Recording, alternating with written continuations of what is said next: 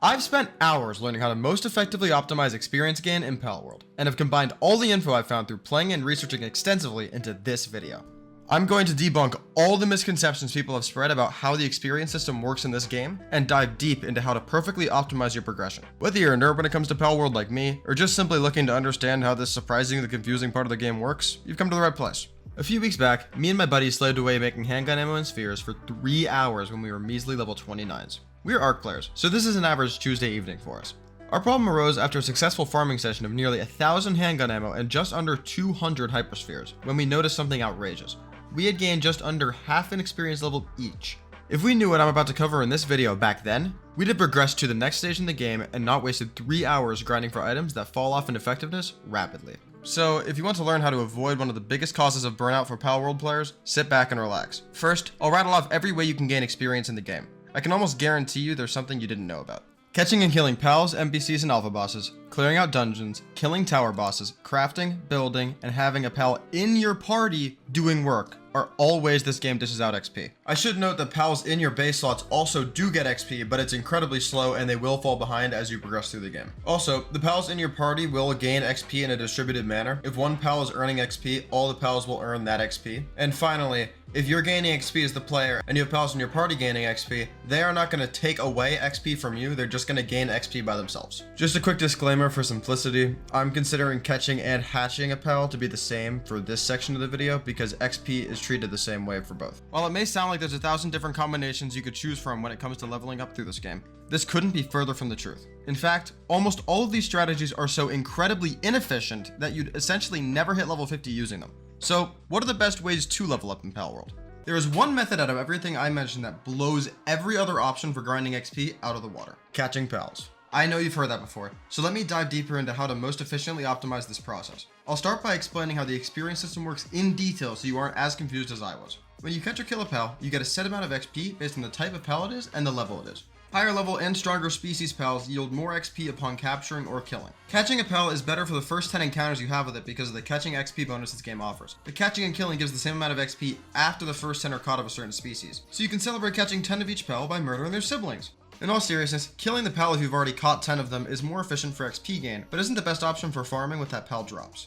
The way the XP bonus works in this game is shockingly simple, but everybody online seems to be trying to overcomplicate it. Straight up, if you catch a pal, and it's one of the first 10 of that specific species that you've caught, you will receive a bonus for it. The amount the bonus is depends on how many bonus generating captures you've made throughout the game to that point. For example, look at the background in this section. I go back and forth catching lamb balls and chickapees, and as I catch them, you'll notice the XP bonus on the right side of the screen going up linearly every time. I think the number is 2 in this scenario.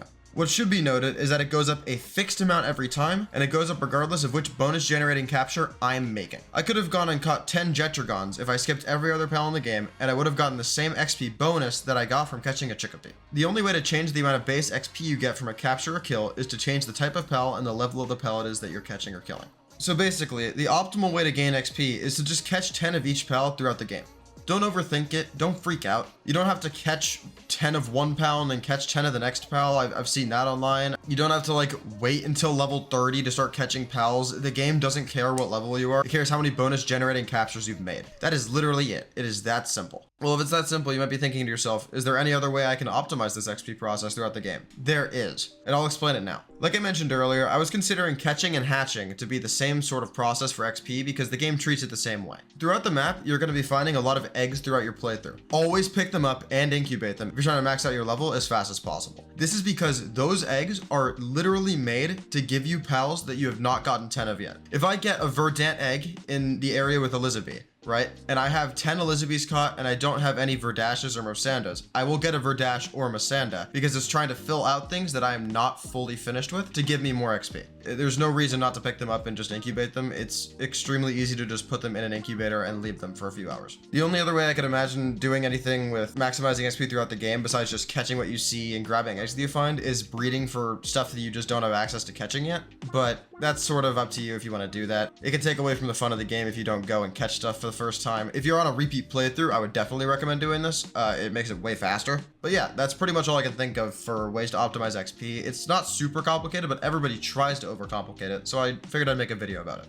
So, now you know that catching 10 of each pal is the best way to level fast. You also know the ins and outs of how the game gives out XP bonuses for catching pals. To put your optimal level grinding over the top, make sure to kill alpha pals closest to you in level whenever they spawn. Indoor alpha pals like Bushi, Penking, and Catras take an hour to respawn, while outdoor pals like Mamarest, Chillet, and Legendaries respawn every 30 minutes. Note, alphas and caves are considered to be outdoors. The indoor alphas are strictly the ones that you have to press F to teleport to the arena for. The method I just spelled out can be incredibly effective, but can also be tedious to play if you leave yourself no leeway. We're all just trying to enjoy our playthroughs as much as we can, after all. My advice is simply to try and finish sets of 10 whenever you see a surplus of a pal in a certain area, or are already close to finishing the set. Following this advice and killing or catching alpha bosses repetitively will yield you the most possible XP that you can earn whilst not playing the game using any game-breaking bugs. But what if you just wanted to level up as fast as possible? Whether it be you leveling a new team of pals, or just wanting to max your character with little to no effort. This farm may be for you. While it is miles slower than catching and killing pals just like every other method I mentioned in that list earlier, it can be abused with a glitch to level up your pals and character with literally zero effort.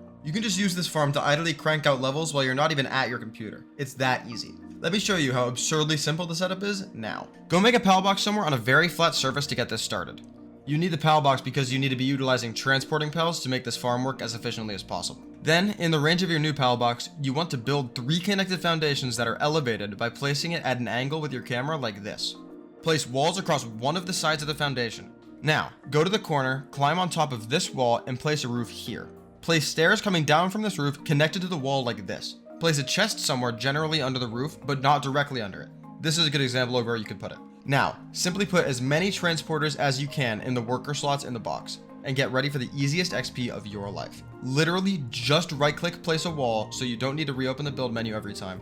You gain XP from building, and you get the resources back immediately because for some reason this setup auto demolishes the place structure without preventing you from placing it. Setting up a macro or putting your server's XP multiplier to 20x to do this AFK and speed it up is something I'd suggest if you're already going about leveling in this way. Also, don't worry about pals getting hungry or anything. The way you set this up makes it so they don't have to move almost at all to transport the resources back to the chest for you to place it again, so stress or hunger doesn't really matter. Another bonus tip for this method, if you place your base here on the map, then raids won't interfere with you at all because they glitch out pathing to this spot every time and it's perfectly flat. If you found this video useful and want to see more up-to-date Palworld tutorials and content, consider liking and subscribing. I put hours and hours into all of these videos, and the support is greatly appreciated. If you have any tutorial requests, leave it in the comments or on my Discord server, and I might just make it. This has been Jace, and I hope to see you next time.